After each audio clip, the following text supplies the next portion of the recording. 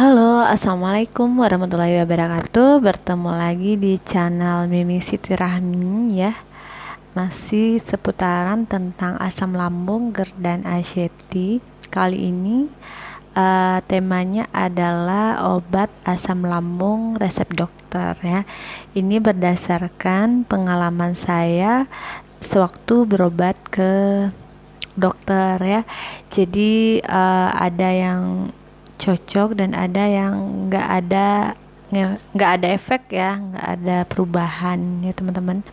Jadi mungkin saja buat teman-teman yang sedang berobat jalan ya dengan dokter ya, dan siapa tahu ada yang sama dengan saya ketika diberi resep dokter ya dengan obat-obatan yang akan saya bahas nanti itu nggak ada efek, itu berarti sama-sama saya ya teman-teman. Bukan berarti ketika obat kimia tidak ada efek itu teman-teman nggak bisa sembuh ya. Itu bisa sembuh teman-teman dengan cara lain ya. Berarti obat kimia tidak cocok untuk teman-teman. Jadi jangan putus asa ya teman-teman. Jangan menyangka kalau obat ini saya tidak cocok berarti saya memang bukan asam lambung. Jangan berpikiran seperti itu. Berarti saya ada penyakit yang lain. Jangan berpikiran seperti itu ya. Karena saya dulu juga seperti itu ya. Ketika saya minum obat kimia dan nggak ada efek, saya malah mikirnya, oh berarti saya memang bukan asam lambung nih, berarti penyakit lain ya, karena udah sekian banyak obat kok nggak sembuh-sembuh ya. Itu pikiran saya dulu, dan ternyata memang jalan sembuhnya bukan dari obat kimia ya teman-teman ya, tapi ada jalan lainnya ya, yang pastinya nggak ngabisin duit ya, yang sudah sering saya jelasin ya.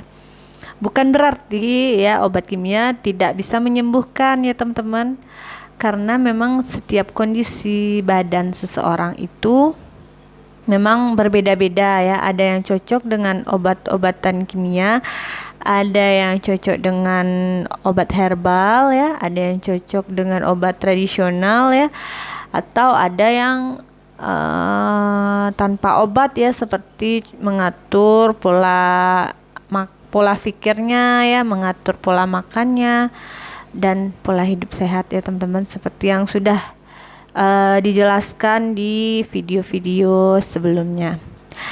Nah ini ya, untuk obat yang pertama itu seperti yang sudah saya ceritakan di awal saya bikin YouTube ya. Itu awal mula saya kena asam lambung itu saya kena vertigo ya. Vertigo itu rasanya dunia itu berputar 360 derajat ya. Jadi dari atas rasanya ke bawah ya, berputar seperti itu. Beda dengan pusing dan keliengan ya. Nanti bakal kita bahas apa itu bedanya di video selanjutnya teman-teman.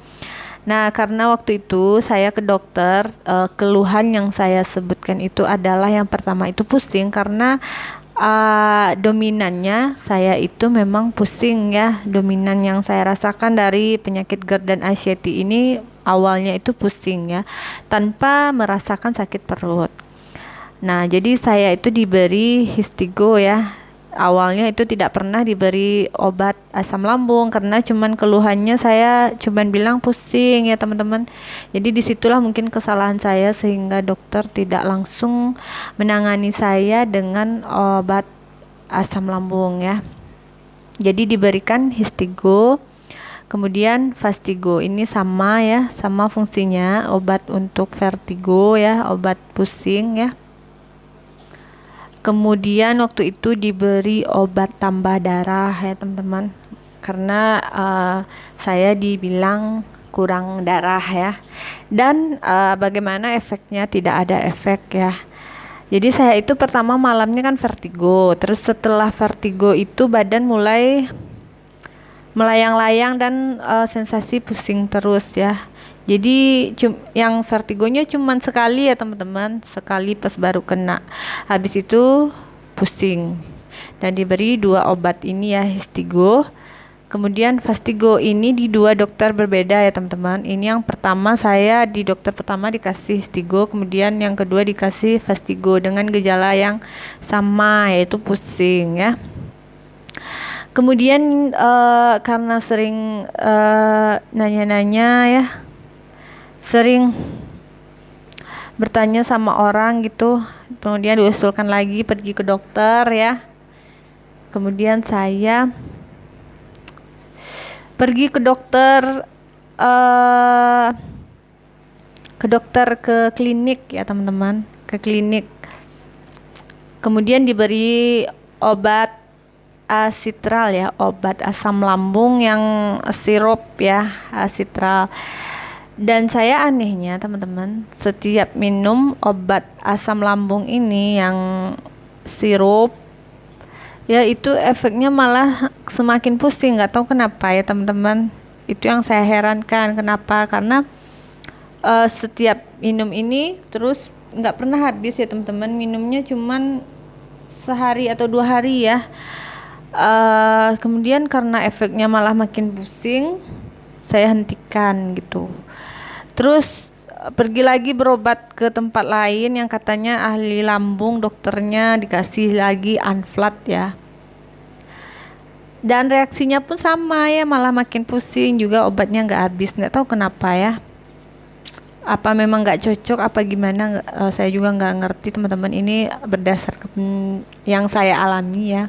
Kemudian saya ya waktu ke dokter kan nggak pernah nanya-nanya ini buat apa ya, cuman diresepin gitu.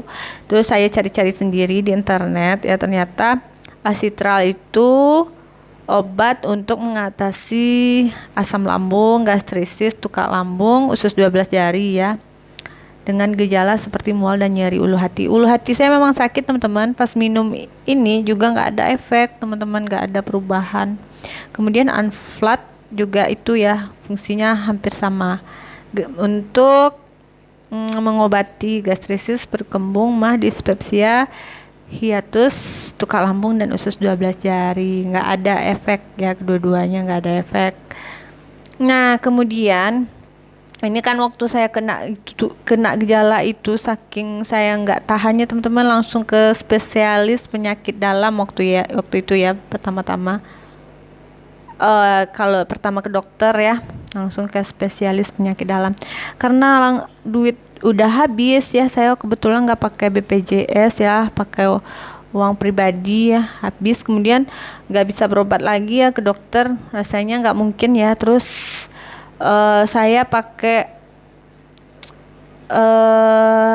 kartu BPJS yang dari desa gitu teman-teman ya, minta surat tidak mampu gitu. Kemudian bisa berobat lagi ke puskesmas ya, karena begitu jalurnya harus ke puskesmas. Jadi pas di puskesmas itu saya baru tahu kalau saya kena asam lambung ya. Jadi di puskesmas dikasih obat ranitidin dan omeprazol ya, dikasih obat ranitidin dan omeprazol. Di sini saya mulai tahu kalau saya sakit asam lambung ya.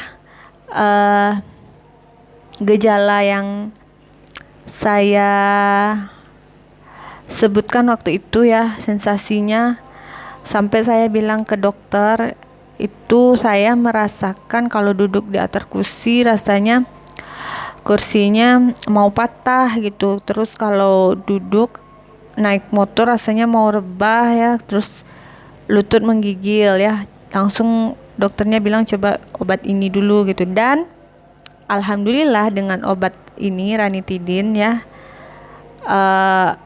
ada perubahan teman-teman ya. Saya bisa bekerja ya, bisa bekerja normal. Tapi muncul-munculan ya, ketika obatnya habis itu gejala pusingnya muncul lagi, gejala sensasi yang seperti duduknya mau kursinya mau rebah, terus badan rasanya mau rebah di atas motor ya, itu muncul lagi ya setiap obatnya habis. Jadi harus tiap habis saya minta lagi ya. Udah itu saya minum berturut-turut selama 3 bulan ya, dan dokter pun menyarankan itu untuk memperbaiki pola hidup saya ya teman-teman, karena obat kimia itu nggak boleh terlalu banyak dikonsumsi di badan ya, kata dokternya sendiri bilang itu. Dokter bilang, saya ingat sekali ya, waktu itu dokternya bilang ibu aja yang dokter takut ya minum obat-obat kimia terlalu banyak ya. Kemudian saya disuruh berolahraga, kemudian rajin-rajin mengaji gitu ya. Nah, waktu itu dokternya juga bingung ya teman-teman, kenapa nggak sembuh-sembuh juga, sudah 3 bulanan ya nggak sembuh-sembuh. Makanya saya disuruh mengaji dan segala macam yang berkaitan dengan agama. Mungkin pikiran dokternya juga saya ada kesambet atau gimana, saya juga nggak tahu ya teman-teman. Jadi saya memang waktu itu saya ingat sekali disaranin buat mengaji gitu dan olahraga ya. Kemudian setelah 3 bulan udah mulailah ranitidin ini udah nggak mempan ya, udah nggak mempan. Jadi waktu itu saya dicoba minum ini Nukral Sucrafert ini ya, ini obat keras. Jadi ini ceritanya, jadi ada sepupu yang juga sakit tukak lambung, pergi berobat, dikasih sama dokter ini obatnya, kemudian sembuh ya. Dia bilang sama saya, jadi saya minta beliin ya tanpa saya ke dokter. Itu jangan dicontoh ya teman-teman, kita harus sesuai resep dokter ya, jangan sembarangan gitu. Makanya saya selalu mengingatkan kalau memang udah cek ke dokter dan memang positif asam lambung, itu sebenarnya jangan khawatir ya, karena kan kita udah diperiksa dokter ya. Kita jangan sembarangan ya, pastikan dulu memang kondisi kita itu memang asam lambung ya. Kalau memang gejalanya memang pas ya, pokoknya pastikan kita itu memang asam lambung ya. Jadi jangan coba-coba kalau bukan tanpa resep dokter ya. Jadi saya ini minum udah 2 botol loh teman-teman ya, dan reaksinya juga sama, nggak ada ya.